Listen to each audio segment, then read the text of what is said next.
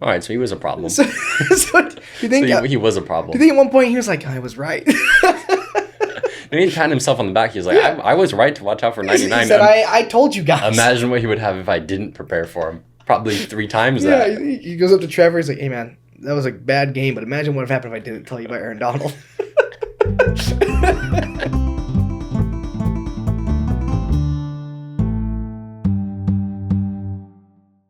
Welcome to the laboratory. That was good. I'm Noah. I'm Austin. And this is episode 28. 28, man. Of the Harvester Sports Podcast. 28 2.0, that 28 is. 2.0 was the last one. We had some technical difficulties.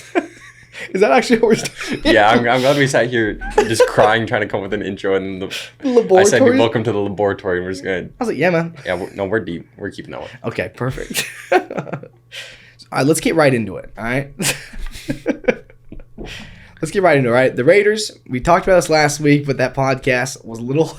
it's a little ratchet, so we're going to run it back, right? The Raiders signed some pretty big free agents this offseason, and they traded for one of the biggest names in football, Davante Adams. Mm-hmm. So let's talk about what they traded for real quick. So everyone probably knows by now, traded 2022 first and a 2022 second for Davante, then signed him to a 5-year deal for $141 million.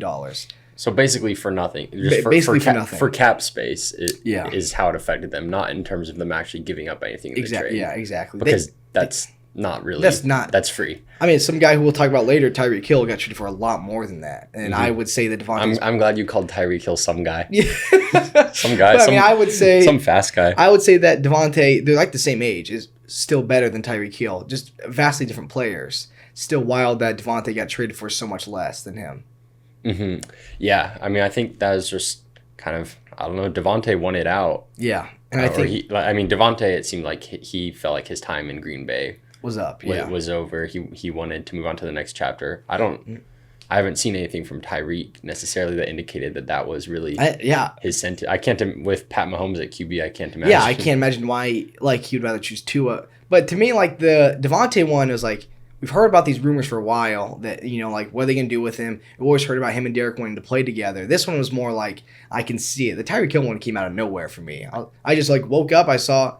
I'm sure he wants out. I was like, okay, man. All right, man.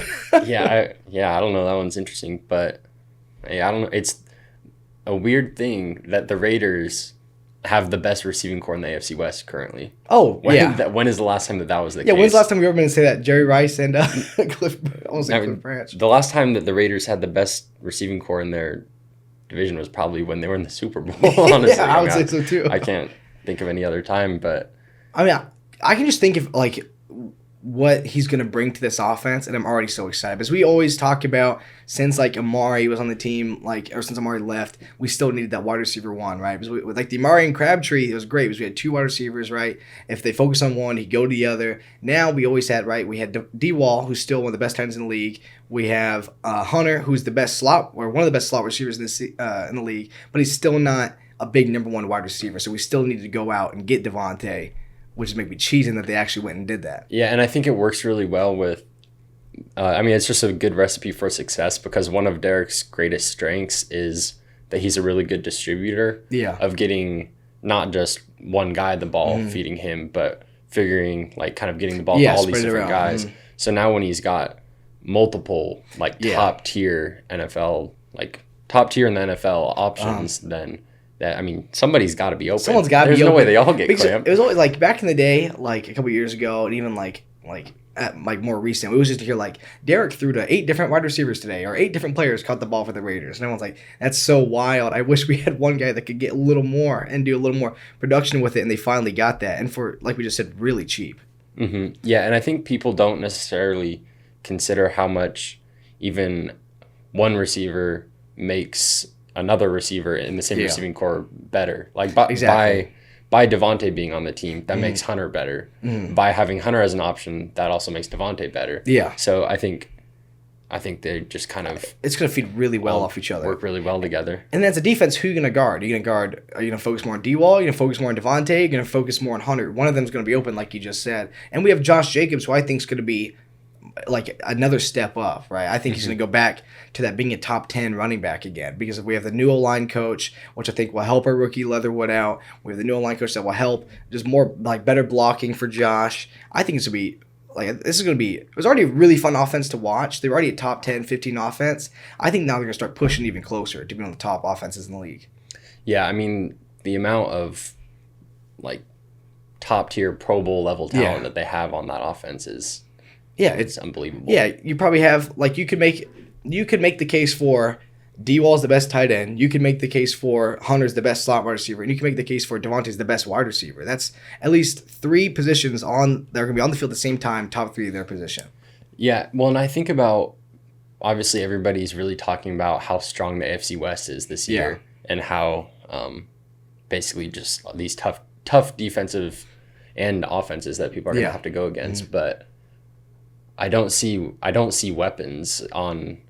offensive weapon wise, I think the Raiders are superior above all the other teams. I think so for sure. I mean, I think especially when you look at just receiving cores. It's weird that people now that Tyreek Hill's gone. Yeah, especially because we talked about the last one. We can retalk last podcast. We can retalk about for a second. We all talked about how Juju's better as the number 2. But now he's going to be forced in that number 1 position again, right? Because Tyreek's gone, and Juju's going to be back into that number 1 position, so now it's going to be another struggle for Juju. Yeah, I mean, that's going to... Yeah, I'll be really interesting to see. The Chiefs are an interesting one to see. Honestly, all the teams in the AFC West, it's for different reasons. It's just it's going to be wild to see what works and what doesn't work, you know? Yeah, because pretty much all of them, you could... I mean, you could make a case for all of them. You could see really any of them being a division winning worthy team. And you could even see all of them making the playoffs, or at least 3 of them. You can make a case for like most of the AFC West making the playoffs this year. You could definitely make a case that I would rather see all of them make it than have an NFC East like team take their spot, right? Like if we see one of these good teams get out, if we see one of the wait, what? I was saying if we see the NFC East taking the spot of an AFC West team, like it's like they have to balance it, right? Like certain teams have to be in. I'd rather see one of these teams that be powerful than like the Giants. Yeah, well, there's some divisions where it's. I mean, the worst team, the worst team in the AFC West could win. Could potentially be a division winning team. Exactly, because I remember. Division. Yeah, but me and my family always used to talk about like.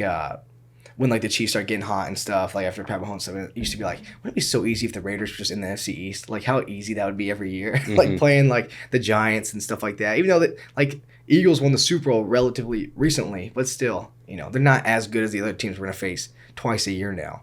Yeah, I mean, I think that's why I've said before, but the division games are all just gonna be shootouts. Yeah, really close games, and I think that's why the Raiders' schedule and the whole AFC West, their schedules are all really tough. So playing the NFC West too, playing the Niners and the Rams, those are gonna be all wild games. It'll be I think it's gonna be a really fun year. I think it'll be a really good year for the Raiders. And that wasn't the only move they made, right? We trade away Yannick to the Colts straight up for Rocky Sin, and that left a little like, what are we doing, man? So wait a minute, what am I saying? Yeah, okay, so we traded Yannick away, and I was like, what are we doing now? What are we going to do at DN? Right, we kind of have that empty spot at DN. And I was like, okay, I guess we're going to move some guys around. And then the Chandler Jones signing came out. How'd you feel about that? That was a big sign, 3 years, $52 million. But I didn't even think like that was an option. I was like, I thought Yannick was going to be our starter until his contract was up. I didn't think we were shopping him around, looking at other ways to improve. Yeah, I mean, I think it's... Yeah, I mean, I think he's good. I don't have anything to say. I mean, Chandler Jones is he's a really good guy. He's really good at tackling. He's a really good pass rusher, man. Yeah, I mean, that's just all there is. And I think Rocky Sin is really going to fit the Raiders' mentality pretty well. Because after he got traded, I have the quote right here. He said it was more excitement rather than shock. And then he went on to say that the Colts stepped off the gas at the end of the season, and that won't happen in Vegas. Which I like those guys that have some fight in them. They make sense to be on the Raiders. Yeah, well, I mean, he lost to the Raiders towards the very end of the season. So. And he's not wrong. Like, the Colts went on that winning streak, and then they just started, like, they just stopped. Like, it just slowed down. Yeah, well, I mean, if you look at over the last 3 or so games of the NFL season last year, you had the Colts' chances at making the playoffs up here, Raiders' chances of making the playoffs down here, and then as the games go on. Yeah, it's just like, what's going on? Then it was always like, we need the Colts to lose. And I was like, oh, they lost again. Oh, we need the Colts to lose. Oh, they lost again. I was like, what happened? They were so dominant, and then they just slowed down. Like Rockison's definitely right. They definitely took their foot off the gas. Oh, I just spit all over the mic. I'm so sorry. Some ASMR for the boys. I hope that for the rest of the episode, it just sounds like you're underwater somehow. We're good. Why would you touch it? So I think in a lot of ways, this seems like it's been the most exciting NFL offseason that I've seen for a while. I mean, there's just there's so many moves, so many people like moving teams and transferring. Every team, especially feels like in the AFC, every team's like, we're not going to let these other teams dominate. We're going to be in it. Like, we're going to fight for this, like, fight for a role, like our spot in the playoffs. Yeah, it's weird to think about. I just think there's not a lot of really horrible teams in the NFL right now. Oh, no, yeah. Like, there's a lot of teams that just seem like competitive. Oh, yeah. Granted, that's also during the offseason when it's all theoretical and everything looks perfect. So once they actually start playing and teams start losing games. We haven't even been to the draft yet. Like, we're going to see what all these teams do in the draft. Like, a lot of these younger teams who could be considered like, like the bad teams, they got a lot of picks and they got a lot of improvement they can make. I mean, even the Eagles. Oh, yeah. Towards the beginning of last year, it looked like they weren't going to be that great, but Jalen Hurts is, I think, one of the more underappreciated quarterbacks in the league. I think so. And then they made the playoffs, and then they have like three first round picks all in the first half of the draft or in the first half of the first round. Yeah, that's so much. Like, either you take some guys or you trade back or you trade away. That's a lot of moves that can be made with those many picks. Yeah, I think you just go crazy. I think you just go crazy. Like, just after you take a position, like we've talked about before, after you take a position that you need, those next two picks should be best player available. Yeah, that's thing is honestly just go who's ever best, man. Get some good players on your team. You got some older guys like Fletcher Cox and stuff. Just take Jordan Davis then up high if you want. Hey, facts, man. Facts, man. Just cook then. And it's maybe get another receiver so that it's not just Jalen and Davante. That's true. Yeah. Or Jalen Reagor finally steps up. Oh yeah, but not looking like it. He catches balls sometimes. He'd be catching it a little bit. So we just talked a little bit about the Chiefs and Tyreek Hill. We didn't really talk about what happened. So Tyreek Hill got traded to the Dolphins.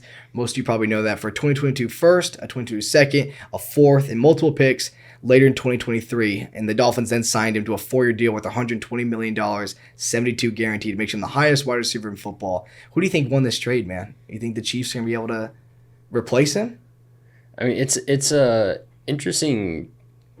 I think it's an interesting trade from the Dolphins' perspective more so than from the Chiefs. Yeah. Because the Dolphins, you're trading away your future draft picks for a star that's in his prime right now. Yeah, exactly. Which is an interesting thing to do, to get a star receiver. That makes me almost think that they have confidence in Tua. Exactly, right? Which I don't feel I have. In the past, I have not ever. Yeah, the previous actions have been like, do they really not trust this guy? I've never thought that they had that much faith or trust in Tua. But then you trade away your future draft picks in order to give him a weapon. One of the top receivers in the league right now. So, yeah, it is. Do they trust the man? Do they not trust the man? Because before it's been like they're pulling him out, right? They're replacing him. They're pulling him out mid-game, stuff like that. It's like, oh, they don't really trust him. But now they're giving their future up for this top weapon. And it's kind of like the ball is in his court now. It's like, Tua, you got to perform or this thing's over and we got to move on. Yeah, I think at this point, I mean, there's been so many different questions and everybody has about Tua and everybody has very different kind of along a spectrum of you think Tua's not getting the opportunities that he should or you think he's just not good. But I think this next year with Tyreek Hill, I mean, you'll have to know whether by the end of the year or not very far into the season, you should be able to tell whether he's the guy or not. Yeah, but if they give him like the way we're waiting for Trey, we're waiting for just a full, like, give him his chance to play. If you give to a full season or at least half a season, we'll be able to finally see. You know, you take him out so much, it's like, well, we're not really seeing him in the full game and like during these certain drives and stuff. But if he's going to be their guy, this is the time, you know, for him to really show off. He's got a new offensive line. They signed Taron Armstead. They got solid tight end Mike Gesicki, Raheem Mostert running back, and now Jalen Waddle and Tyreek Hill. It's like we've stacked our team. Now, performer, we really have to move on. Like, the Tua show is going to be over.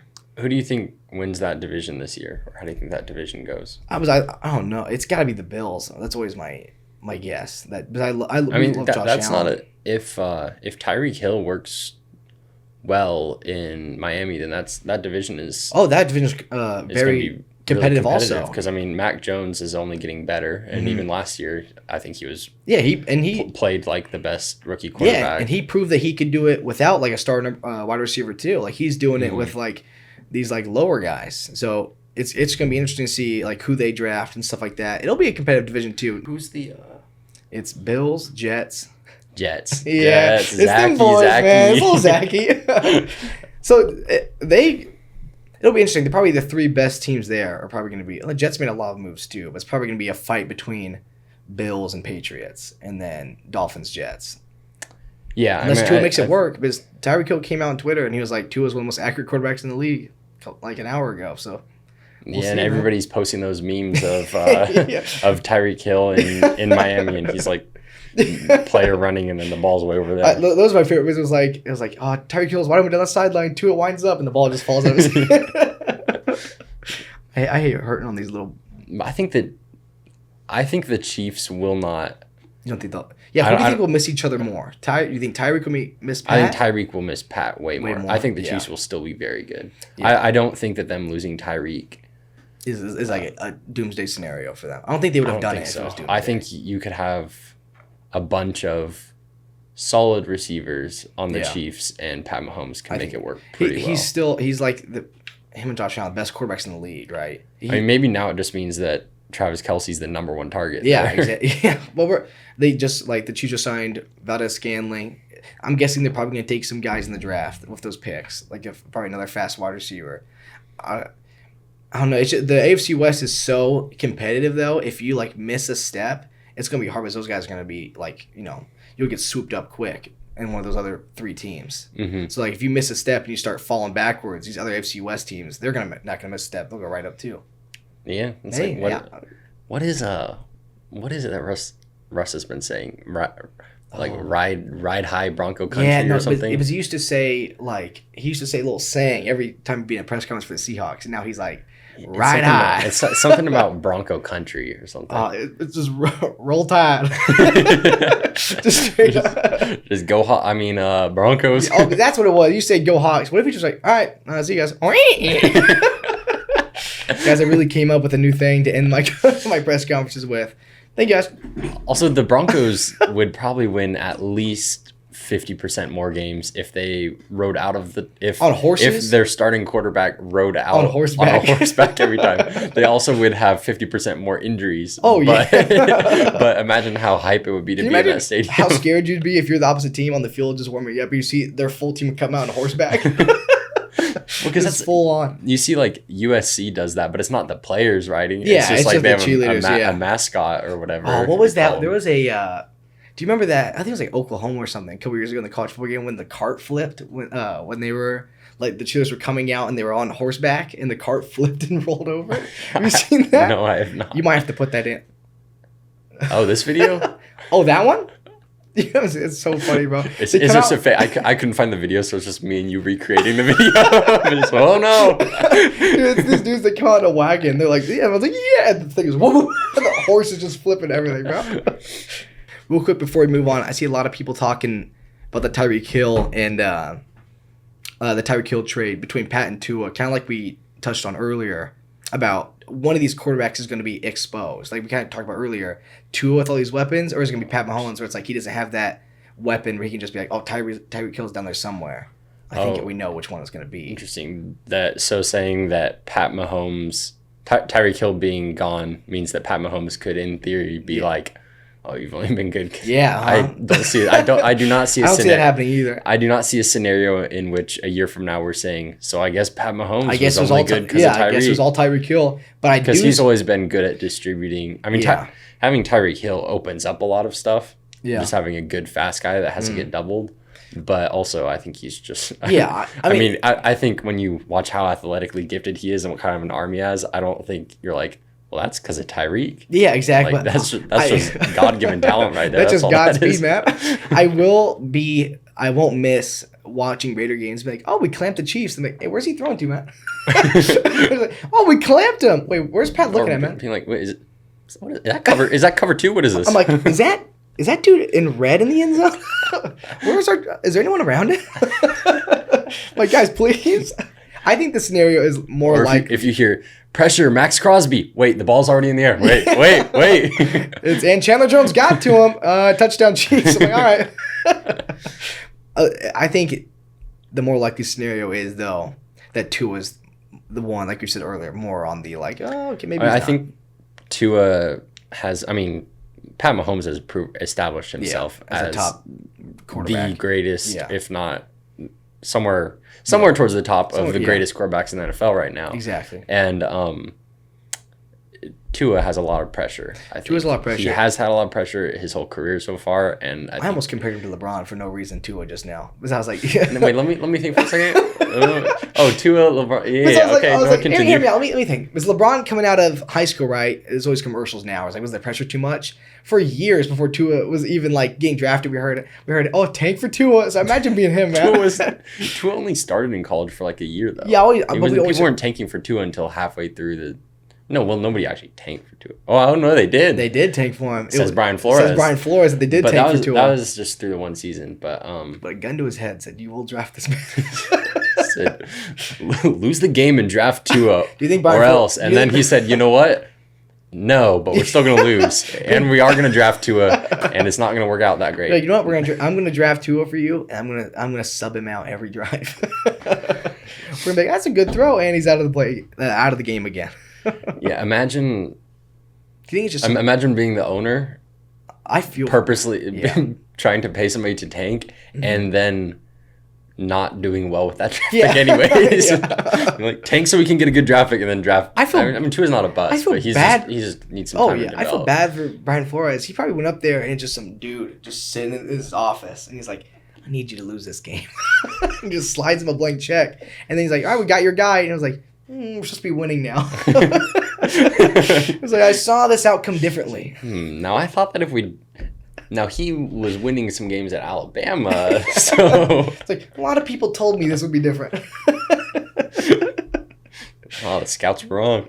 That was it. I mean, I think I think it's the Dolphins' fault more than anything. I also just like Tua. I really like Tua for some reason. I want him to have a 6,000 yard season. Rushing. It's like you in our franchise. As soon as the ball snapped, you're just gone. All right. Oh yeah. As soon as I got Escape Artist on Jalen Hurts, my first read is to run. Everyone's telling I'm like, oh, I got a receiver open, but most of the time just. I would invent a new offense. No wide receivers in the field. O-line, tight ends, and we just stagger. We make the biggest offensive line of all time, and just everyone just go forward as soon as the ball snaps, and we just run. We form a full circle on him like the Mighty Ducks, and we just. Is there a team in the NFL that could actually work in real life? Could that work? Because in Madden, sometimes. Listen, I was playing a game earlier. It was like 4th and 15. I was like 4th and 15. Okay. So I ran 3 verts and then just ran. Oh, I never even thought about passing. You said distract him, and I'm gone. I just send these guys deep and just follow them. As soon as you got Escape Artist, the whole league went downhill. It's too easy. It's way too easy. Now let's talk about. Nothing right here. Let's talk about the Browns for a second, all right? We talked about them last week. Let's talk about it again. Are the Browns a Super Bowl contender with Watson at quarterback, but barring any take away if there's any charges, suspensions, okay? So if there's no charges, no suspensions, are they now a Super Bowl contender? What do you think about that? Let me read something else. Well, you know what happened last time because they've got Amari. Yeah, they got Amari. You know what happened last time that elite wide receiver went to the Browns? What happened, man? It didn't work out, did it? OBJ did not work out. OBJ being on the Browns were apparently bad enough to convince us that OBJ was washed. Exactly, and then he got out, and we're like, oh no, Odell is still that guy. No, Odell was just clean, man. No, he's good. The Browns are just a little. No, Odell's dad was spitting facts when he made the highlight tape. Yeah, do you think he was relieved when he was like, oh, thank God? Oh yeah, he was in the lab cooking. He said, no, if you get the ball to him, it'll be good. And then imagine if that didn't work. You have to think about it, though, from the dad's perspective, because he's like, when he's making that film or that tape, he's like, please let Baker overthrow my son real quick. Like, he's like looking through, like, that's a good one. He's like, that's another good one. And he's just watching his son just struggle. But I'm sure I'm sure he saw it every game, like watching the games and being like, pass it to my boy. He's open. And then be like, oh, where goes the ball? He just writes it down. He's a no pace. I'm going to get you on that one. He says, all right. Second quarter, 7 minutes, 13 seconds left. Baker overthrew. Chat, clip that. He's like, you don't know what you just did. Baker looks up in the stands. His Odell's dad just looking over him. It's like that Batman scene when he's just driving to the car and he jumps down and like smashes the car. Oh, yeah. That's Odell's dad. Baker leaving the practice facility. Dun dun dun dun dun. Okay, but let's wind it back for a second. It's like I don't know how we got so far off topic, but will they be a super contender? Because let's go over sorry about that. Let's go over some of the other moves that some of the other teams in their division make. Because I don't even know if they'll make it out of their division as the winner of the division. What do you got in your hand, man? A callus just fell off my hand. I don't know how I didn't know that calluses could just peel off. But all right. For some reason, I thought you had a weapon and you were gonna hurt me. No, it's just you like looked at and you slowly. So what you got in there, man? That's just wild, man. That's just life, man. Do you need to get a band? Do you need a Band-Aid? No, it's just a callus. It's just kind of weird. Okay. All right. Let me just peel off part of my skin. Let me just. It's already halfway peeled off. Let me just peel it off. All right, let's get it. I'm gonna throw. Okay. I was gonna put that right there. Yeah, just put that right there. Save it for later, man. That's a good snack. A lot of protein. But so last. It's a little hot in here, isn't it? Last season with Baker, the Browns went 8-9. Okay. And they got Deshaun, right? They made this massive trade to get Deshaun. But also the Bengals, who made the Super Bowl, they went with a busted O-line, and they've completely reworked their O-line, right? They signed Leo Collins at tackle, and they got Alex Kappa. They signed a center. So they're protecting Joe Burrow now, so that team got better. The Ravens went 8-9. You have to think they're going to do better with this offseason, these free agency moves and the draft moves they're going to make, because Lamar is still a top quarterback in this league, so they're still a threat. Steelers go 9-7. They have that amazing defense still, lacking at quarterback, and see where they go. If they land a guy like Malik, it could be very competitive too. But we'll see. Do you think they even or just let the man cook that they got? Man. Yeah, let Mitch cook. My bad. Let the MVP cook. Let the MVP cook. But do you think not even Super Bowl contender? Do you even think they'll make it out of their division as the champion, as the AFC North champion? I don't know. I just think because people look at where Deshaun Watson was when he was last in the league, which was one of the best quarterbacks in football. Yeah.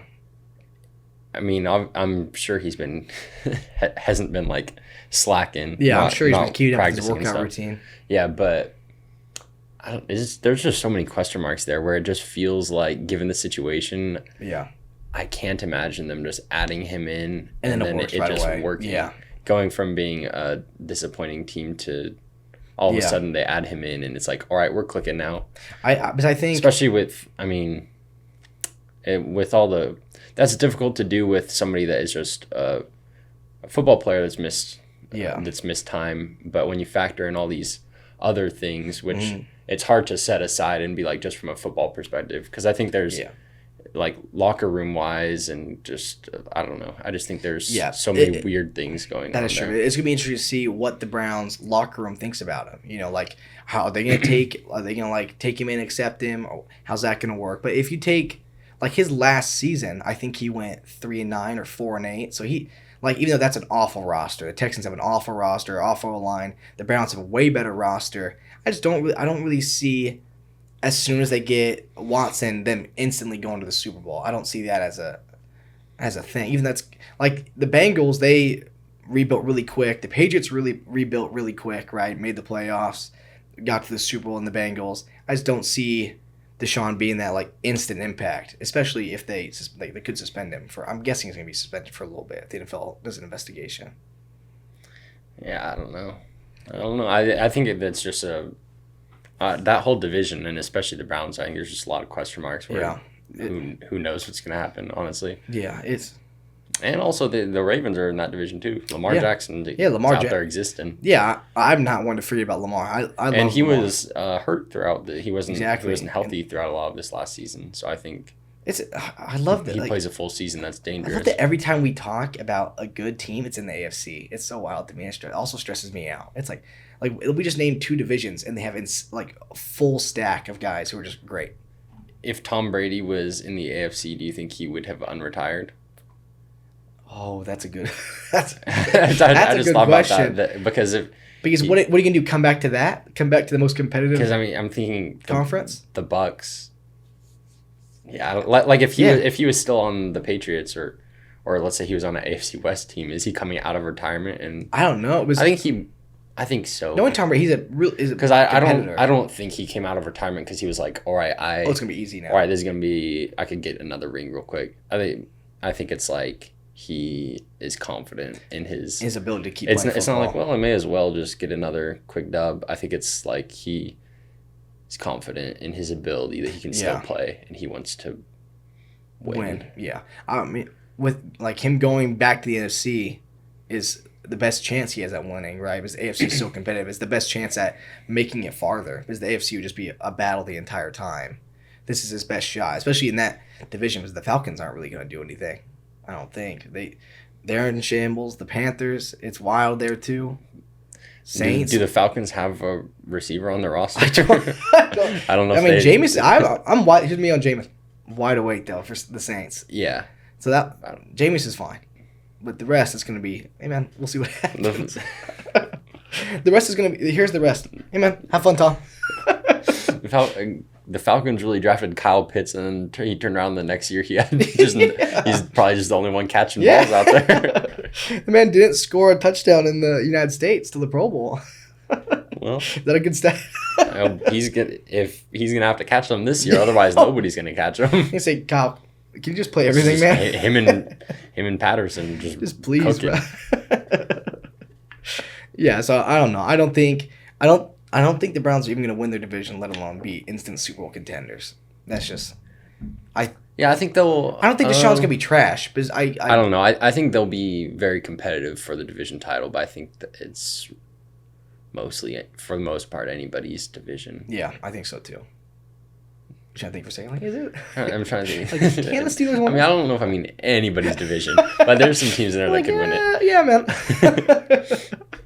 So, other kind of big news in the NFL is all of this stuff. There's that article from The Athletic and all of this other stuff that has come out about Urban Meyer that we already had heard a lot of stuff about. A lot of bad things about the man. Hadn't really heard anything too great about his coaching over the past year. Yeah. But there was there's some videos, who knew that the grinding at the club thing that was just the tip of the iceberg.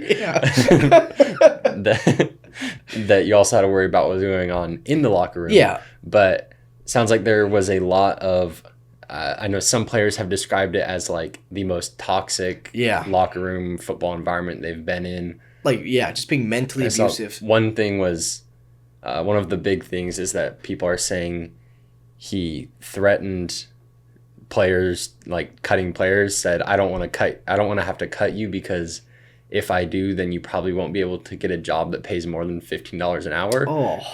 Which I think it's tough because there's a hard line between like being like a old school, like tough on the players to push them to be better versus just straight being disrespectful. Just being awful. Especially, which I think it raises questions of like, I'm curious what it would have been like when he was at Ohio.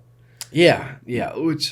Because whether he was behaving the same, because there's a difference between college players versus grown adults in the NFL. Because in college, you're playing with 18 or not, like 19, 20, 21, 22-year-olds compared to like some in the NFL. You're playing guys who are pretty close to your age sometimes. There's some 30-year-olds in there, These are grown men. These aren't dudes you can just push around like that. Like, they're not going to take that. And so and it's one thing, you can get away with saying stuff like that more if you're winning. Yeah. If you're like, all right, what he says to me doesn't make me feel good. His methods are questionable. And it's not working. But we get wins. But that's not. It's just like, all right, he doesn't make me feel good, and we're not winning games. It's like he doesn't seem to be coaching us that well. Why should I? Yeah, it's like why should I listen to him telling me about losing my job? Exactly. When he doesn't stand a shot at coming back next year. It's like, let's see. This man verbally abuses me. We lose games, and then I see videos of him grinding on girls at a bar. This man seems like the guy I want to coach or be my coach. Yeah, and the big thing that people are talking about is his lack of just like knowledge of the game. Yeah. Is that he apparently didn't know who Aaron Donald was until they played them. Yeah. He didn't know who, I think, Deebo Samuel was, who Jamal Adams was. Darren knows who Jamal Adams is. Darren definitely. I don't know why you threw that in there, man. But that's interesting that you did. I really don't know why you said that, but I'm glad you did. Yeah, and that's.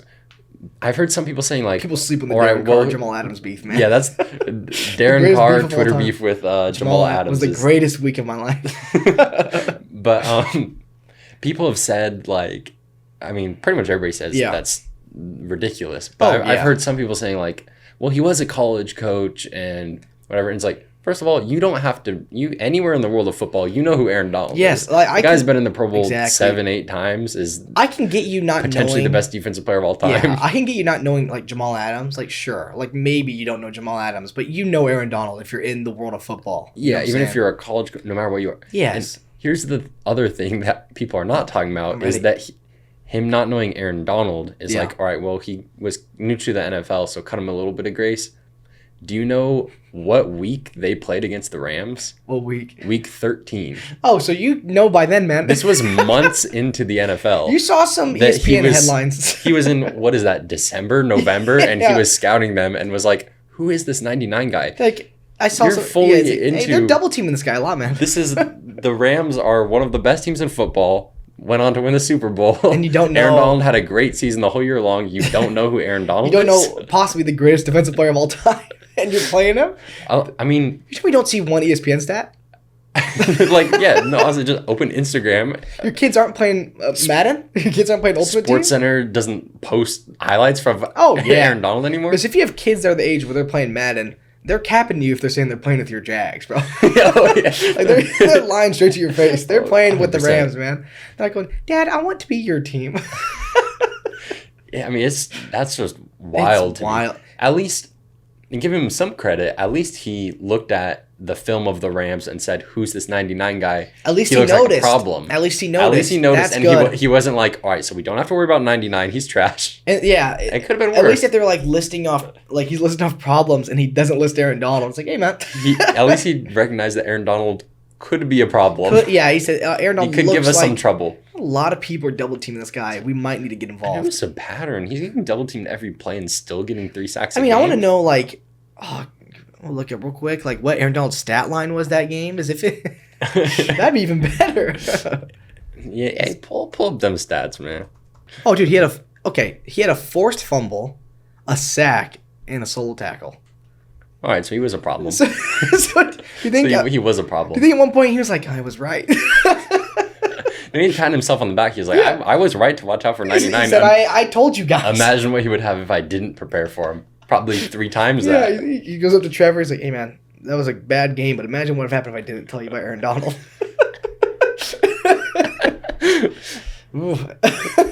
Hey, did that 99 guy get to you at all? No, coach. I was fine.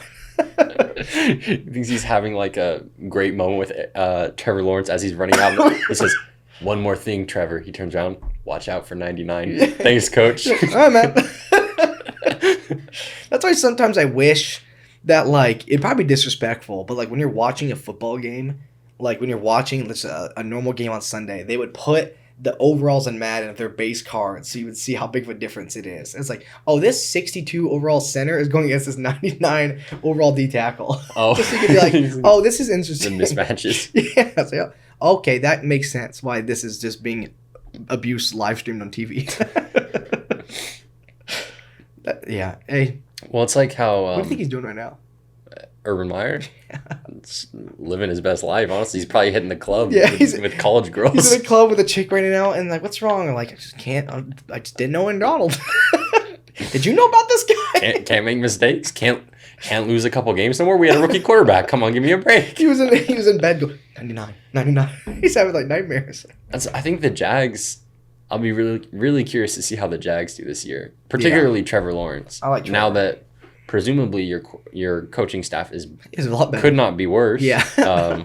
It should be. You're not going to get abused and have negligence on your team. So I think Trevor Lawrence, I would expect him to have a very good season. Yeah. Because, even last year he didn't have a bad season. No, he was just fighting for his life the entire horrible time. Yeah, man. Not in a great situation. I didn't have a bad year, man. It's just clips of him just running for his life. You could... when we saw him went to watch him sign the Subway sandwich, the greatest moment of my life. You could see the pain. Oh yeah, in there somewhere. I saw him. That's why. Legit though, I saw him sign it. He's like, he didn't know Aaron Donald. I saw him whisper it. It was under his breath. Just some 14-year-old kid getting a signature from Trevor Lawrence. He's like, my coach, man, I'll tell you what, just venting to anybody that'll listen. Just an old man. I'll tell you what, huh? Man, did not know about Aaron Donald.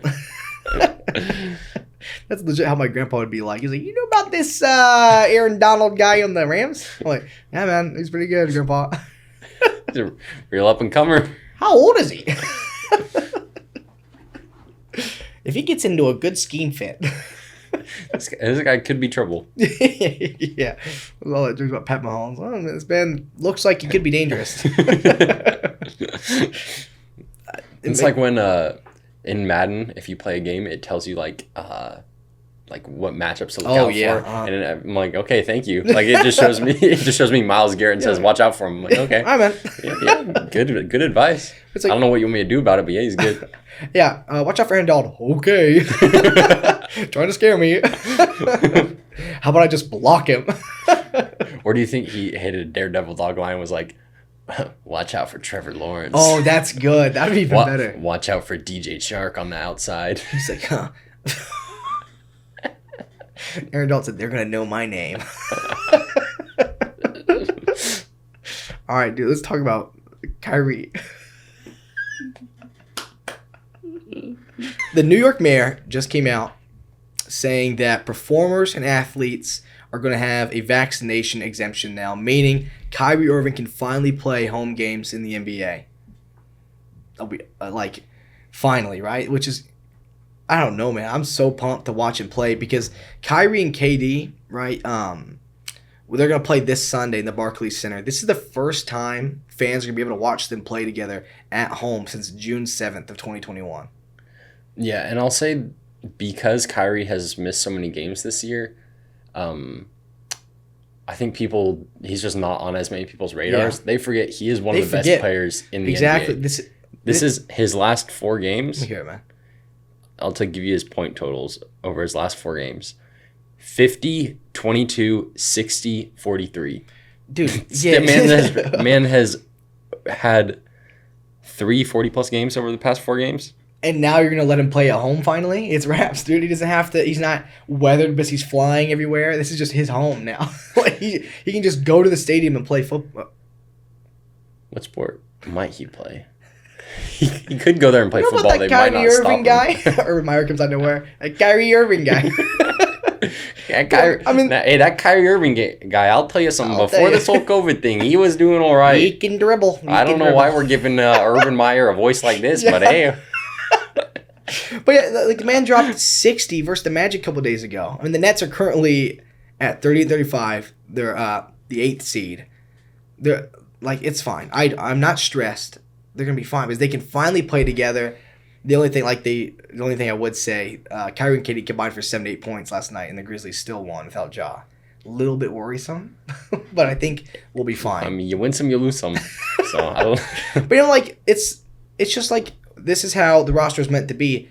It sucks that James Harden barely missed out. You know what I'm saying? By a couple weeks, he missed out. So it was almost there, James. Yeah, the promised land was so close. Could have had the big 3. You could have actually had the big 3. But what do you think this means for the NBA? Are the Nets again I think they were still a team to be scared of. Are they now okay, now we actually got to watch out for the Nets because now we don't have to be worried about if we're in the finals and the playoffs. Is Kyrie playing now? Is Kyrie not playing? He's there now. Yeah, I mean, I think they've always been a competitive team without Kyrie. Yeah. With Kyrie, it's okay, they're a team. It's I remember how scary Kyrie and KD are together. I mean, when those 3 first got together, it was okay. Yeah. it was all right, should we have a season next year or should we give him the trophy? Yeah, it's how our boys Nick said. He's all right, man. As soon as you saw them play together, all right, that makes sense. That is a super team, I would say. No matter where you fall on it, right, the vaccination status, he stood for what he believed in, and he stood the whole way. He lasted to the very end. He's I'm just not going to play that. I'll follow your guidelines. I'm not going to fight it too hard. I'll follow your guidelines, and I just won't play. And then he's made it out the other end. Yeah, the earth is round, though. The Earth is round. The Earth is round. I understand why he thinks it's flat. No, elaborate on that one for me. No, actually, I'm not sure I'm not sure I'm on board with where you're going with this. Because he knows basketball, okay? Nothing against his intelligence. He knows you can't bounce a ball off a ball, right? So in his mind, he's like, court's flat. What do you mean you can't bounce a ball off a ball? Right? It just like right? But he's like, when I bounce. That's a bounce. If you're telling me you can't. You never played knockout as a child? You can bounce balls off balls. He's like, when I bounce ball to ball, gone. When I bounce ball court, perfectly up and down. I'm glad you started this off by saying, no offense to Kyrie, he's smart and all, but and then I get this. What has he retracted the Earth's flat? Yeah, he backtracked on that very quickly. Okay, they asked him like very shortly after that, and he was just kind of like, I don't really want to talk about it right now. I remember when he was just going around the court with just burning the incense. Burning sage to clear the vibe before the game. If you were the other team and you walked out the tunnel for a second, saw him burning sage, he's jumping 60. This man's about to snatch my career. See, if you show up to a game and you see the Ghostbusters on the court beforehand. That's a good mental technique. You walk in the court, this dude's defusing a bomb. You'll be good for game time. Imagine, okay, there's the mob guys where somebody goes up for a dunk, they fall, then the guy comes out, wipes it down really quickly. But if somebody does that and then somebody burns the sage real quick, there's somebody next to you. These vibes out of here, man. Bad vibes all over that. Oh, yeah. But with what you were saying earlier about people forget how good Kyrie is, it reminded me, like we've talked about many times, keeping Klay Thompson out of the NBA top 100 list because he's been hurt for so long. Remember that when they kept him out of it? It's like when these guys haven't been playing, it's easy to forget how good they are. Yeah, I mean, the recency bias is for sure a thing where you kind of, whoever's been playing is fresh on your mind. So you think about them boys. Just them boys. Clay, real quick though, Clay's so clean with the headband. Why does it make headband Clay? Yeah, especially with the blue and red. Oh yeah, those red and gold jerseys. Clean. Are they not in San Francisco anymore? Yeah, San Francisco, because they're really close to where the baseball team that shall not be named plays. They're extremely close. They're extremely close to the Giants. Just demons come out of the ground. Hey, man. Jock Peterson busts down the wall. What? He said, what'd you say, big dog? Just, the Giants. Under your head. It's so hot. I can feel sweat. You might have noticed that this week I've got my that's interesting. fantasy football trophy here. That's interesting. Austin doesn't have his in here. That's interesting. What's even more interesting is that I bought these for everybody, and I had to make the guy that beat me his own trophy. So just think about that. Think about how cheesy I was, making the man that beat me. It's just sort of weird that we've been doing this fantasy football league since 8th grade, and you still don't really have a trophy, which is actually really interesting. There's been dudes who have been in the league for a year and left, and they've won one before me. You know what's wild is that if they're watching this, they're probably thinking I'm the reigning champion or something. Yeah. This is 2017. I won in 2017, and I just keep it on my desk. I'll be working on something. I look up, see it. Yeah. Yeah, man. Yeah, that was me. This was the improbable one too. You know who I drafted in the first round? Who was it? David Johnson. You know what happened to him? Out for the season, week 2 or week 1. I'm currently recording a podcast. Can I call you back? Oh, can I be a guest? Yeah, I just asked you how you feel about Tyreek Hill going to Miami. Honestly, I feel like the Chiefs are low-key throwing. I feel like there's no way the Raiders don't dominate their division now. Honestly, in my opinion, the Chiefs have very little going for them now. Patrick Mahomes, Patrick Mashmomes. That's I don't know. That's really all I gotta say on the matter. All right, everybody. Well, thank you so much for watching. That's all we've got for you today. That was episode 28. Yep, that was episode 28. That was an episode, wasn't it? Hit subscribe. Hit subscribe, man. Subscribe. Check us out on TikTok, Twitter, Instagram. We're everywhere, man. Wherever you guys are, we're at. Come on, have some fun with us. We're pretty cool. Are you excited for the Machine Gun Kelly album that's dropping at midnight? I'm really excited for the Machine Gun Kelly album. I'm also really excited for the new Fortnite event that's coming out. So check it out, guys.